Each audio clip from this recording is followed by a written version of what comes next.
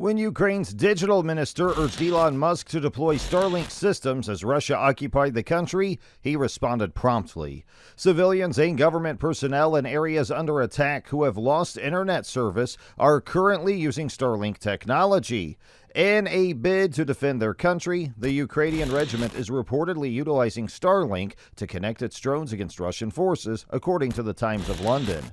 Russia is quite unhappy about this development, and this has led to a couple of cases where they have been jamming Starlink signals.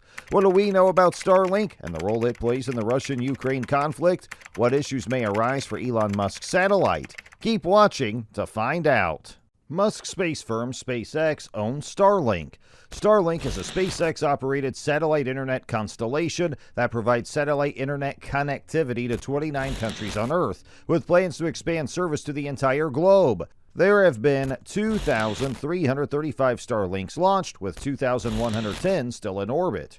In rural or isolated locations, the service uses terminals that look like TV dishes with antenna and are frequently put on roofs to access the internet via satellite. When the war in Ukraine broke out, the country was threatened by Russian cyber attacks and shelling, which had the potential to bring the internet down, necessitating the development of a backup plan. As a result, Mikhailo Fedorov, the country's Minister of Digital Transformation, sent Musk a direct message pleading with him to assist. Starlink service is currently live in Ukraine, Musk said just hours later. More terminals are on the way. Thousands of antennas have already been delivered to Ukraine by Musk's companies and European friends, which have proven extremely effective, according to Fedorov, who spoke to the Washington Post recently. Fedorov, using a Starlink connection from an unidentified location, said that the link quality is outstanding. He continued, saying, "We use thousands of terminals, possibly tens of thousands, with newest shipments arriving every other day." Experts think that using Starlink is a stopgap method to keep residents and the government connected during an invasion and is a big test of the relatively new technology and might have far-reaching ramifications for the future of warfare. The internet has evolved into a vital instrument for communication, information, and even weapon power. Starlink was also a proving ground for Musk. In the face of global crises, the world's richest man, worth $232 billion according to the Bloomberg Billionaires Index, typically turns to Twitter for bombastic promises and proclamations. But he has failed to keep some of his previous promises, such as developing ventilators for coronavirus sufferers and assisting in the rescue of Thai youngsters trapped in a cave. Fedorov and other experts feel he's delivered this time. Tesla staff in Europe are alleged to have put together systems to assist in the powering of Starlink in Ukraine, and Fedorov claims that other European countries have sent Starlink equipment using their own resources. In an interview with Matthias Dopfner, the CEO of Axel Springer, the SpaceX and Tesla founder discussed Russia's invasion of Ukraine, space exploration, and what makes humans unique. According to Musk, it was intriguing to observe the Russian anti-satellite demonstration a few months ago in the light of this dispute. He made this statement when asked if there was a potential threat if Starlink satellites were targeted by Russia and China. The demonstration caused a great deal of consternation among satellite operators. It even posed a threat to the International Space Station, where Russian cosmonauts are stationed. As is common knowledge, the Starlink satellite technology is assisting an elite Ukrainian drone squad in destroying Russian armaments.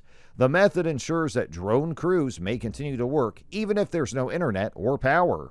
However, Starlink is supposedly resilient, and regardless of it being targeted, destroying it would be no easy task.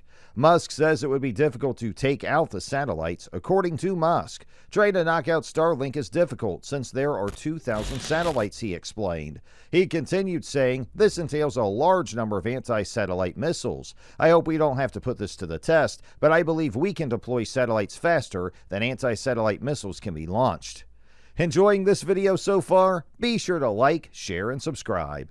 While it's unclear whether Russia will be able to exploit the signals to target strikes, Musk cautioned on Twitter. He tweeted, "Important warning. Starlink is the only non-Russian communication system still operational in some parts of Ukraine. Therefore, the likelihood of being targeted is high. Users should only use the terminal when necessary and keep it away from people," he added.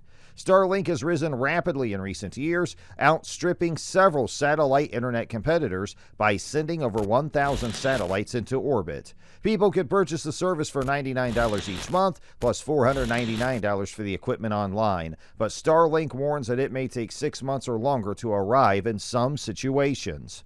According to a source acquainted with Starlink's efforts in Ukraine, which spoke on the condition of anonymity to discuss sensitive subjects, the country has over 5,000 terminals. Even a large Starlink network wouldn't be adequate to keep an entire country online and running at full speed, according to analysts. Fedorov and his team are in talks with other European politicians and firms about new satellite and cellular technologies that may assist in keeping Ukrainians connected in the case of more widespread internet outages.